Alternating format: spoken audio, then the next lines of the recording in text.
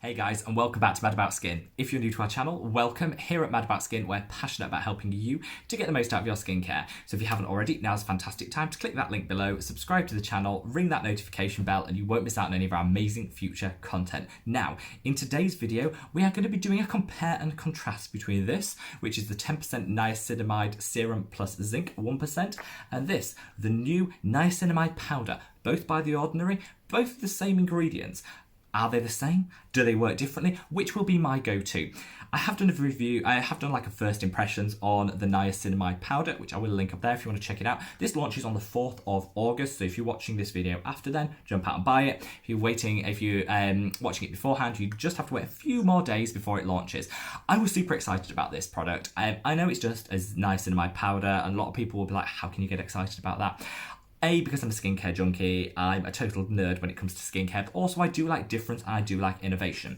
There are other niacinamide powders out there, but this is the first one that I think comes at an accessible price in the right container, because a lot of them come in huge amounts, you don't need that much, and has the right scoop. And I just thought it was something a little bit interesting, a little bit different and innovative, which is kind of what we expect from The Ordinary. So I was super excited. I've been using the niacinamide 10% plus zinc 1% for the past probably 3 years, morning and night, and it has transformed my skin. So I was thinking, do I then stray into this? Let's see. First of all, niacinamide is a fantastic ingredient to have in your skincare.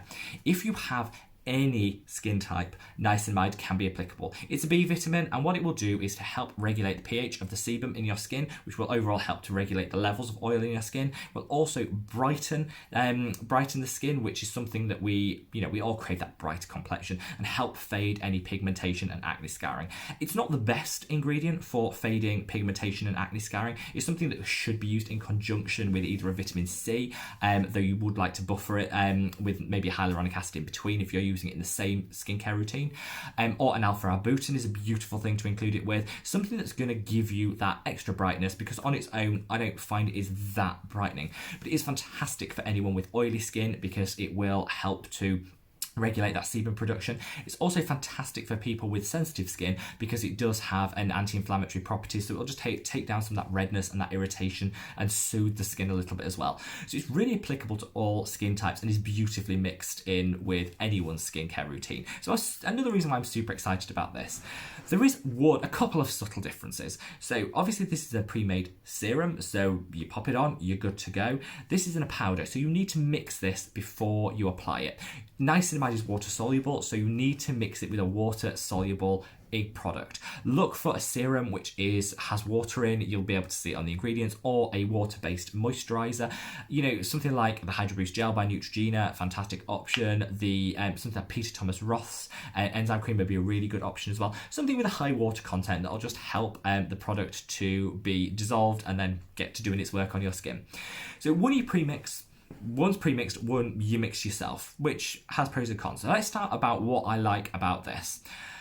This is proven to work. I mean, I've used this for like 3 years. It definitely helps regulate the oil production in my skin. Definitely get a light brightening from it. It's a product that you can safely use for the long term, which I love. The addition of zinc is fantastic because that will also help suppress the oil levels in the skin, which is great for someone like me who is quite acneic and breakout prone. I love that.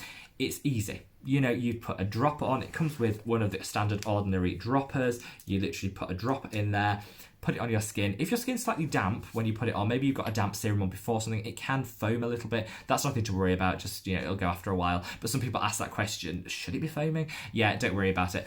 If it goes on perfectly dry skin, that won't happen. It goes really well in your serum steps of your skincare routine, and whilst, I like it as a product, it's proven to work. It's £6 here in the UK, so it's a wonderful price point, and a bottle like this will last you, if you're using morning and night, about a month, which is a really, really good price point. The drawbacks for me on this one would be you do have to use it as a standalone serum, so it's an extra step in your skincare routine. For someone like me that likes to make a drama out of their skincare routine, have a long set of instructions and gimmicks and all sorts of things that I like to use, that's no problem. I don't mind an extra step. For people that are kind of like busy, want to slap it on and go, minimum steps, this does require you to have a separate step in your skincare routine, which is something to bear in mind because you can get, as we'll talk, products that already have niacinamide in, so multi-purpose serums. This does require a separate step, which some people might not like. It is a little bit more expensive than this one. I mean, it's £2. Let's not, it's not break the bank, but there is that to consider. And the zinc does make it less applicable for people with dry skin. Zinc will dry the skin out to some extent, so a lot of people want to use niacinamide because they want that calming and that brightening, but they don't want the zinc because they're already dry. They don't need anything that's going to mattify them anymore, which restricts really the applicability of this to people with dry skin. I just don't think it works. You need to look for another product. Then we come over to this, which I think is fantastic. It doesn't have zinc in, so that's the key difference between these, which means literally anybody can use it. And I think that's a really, really powerful message and easier to sell. Obviously, let's go for the pros first. The pro is it's cheaper, so you're saving £2 on this. This is £4.50 when it launches in the UK, which is a really good price.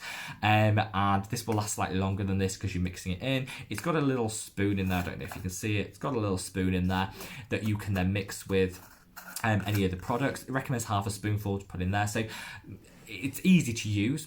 I like the fact you can mix it as strong as you want. So if you're new to niacinamide and you really don't want that full strength, this is 10%. I tend to go for 5% niacinamide. I just mix less of this, and you control. It's not a precise science because you're not a chemical formulator, you've not got your little scales out and working out. It's not a precise science, but you can mix it a little less lower strength if you want a lower strength niacinamide. That tends to cut down any risk of any irritation or side effects from the product, which I love. So I will just use less than what they recommend on this to cut down on, well, to get the strength that I would ideally like in my niacinamide. So I love that flexibility.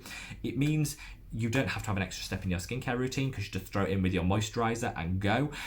So you don't have to, you can still enjoy your favorite moisturizer just with an extra added benefit in there, which I like. On days where you use a product which has niacinamide in, you can skip it, which is great. You just don't add it to your moisturizer. I guess you could do that with this one as well. But I like the idea of just the flexibility of this product. I think is really good. Drawbacks, it's messy, it comes in a powder. Do you really want to take this on holiday with you? Having to be mixing, you're in the Caribbean, you've got your mojito waiting for you, you want to slap on your skincare and go. Do you really want to be mixing stuff? Probably not. So it's a little bit messier, which is why the premix might appeal more to some people. You do have to make sure you use it with the right moisturizer. So just bear in mind, if it's oil, if it's a face oil, for example, it's not going to work. It needs to be a water-based moisturizer or serum that you're putting this in with. But again, you can shove it in serum or moisturizer. Just make sure, I would say, make sure it doesn't have vitamin C in it, because whilst I don't think there's much, I don't really hold much truck with the idea that mixing vitamin C and niacinamide is bad. One study showed it and everyone clung onto that for dear life. I do think it's worth, maybe just to be on the safe side, buffering it out. So don't put it in with a vitamin C, put it in with a moisturizer would be my preferred option. So there you go, you've got two. Which would I go for? Well, controversially, I am sticking with, I'm going to switch up to the powder. My reason for this is I love the fact that I can control the strength. I'm a bit of a control freak. I like being in control of that. Some days I might want a little bit stronger. Some days I'm feeling particularly oily. Some days I might want to tone it back, and you've got that flexibility. I prefer a 5% niacinamide. This comes in a 10%, so I just think you've got that more control. I already use a mineral sunscreen with zinc in it, so I think whilst it's not the same, so don't come for me and read me to filth, it kind of, you get some marginal benefit from it. So I'm not that bothered about the zinc being added into this. I think it's more flexible. I love the price point. I love the innovation of the product, and I love that you can just mix it up with anything that you want. So overall, I will be moving to this. Let me know below. Are you, I mean, let's be honest, both of them are fantastic, so it really makes no difference which one you choose to go for. But let me know, are you sticking with the niacinamide in the serum, or are you moving to the powder? Let me know in the comments below. Hopefully you like this video and you'll give it a big thumbs up, because that really helps the channel. And wherever you are in the world, guys, stay safe, stay well, and love your skin. Take care. Bye.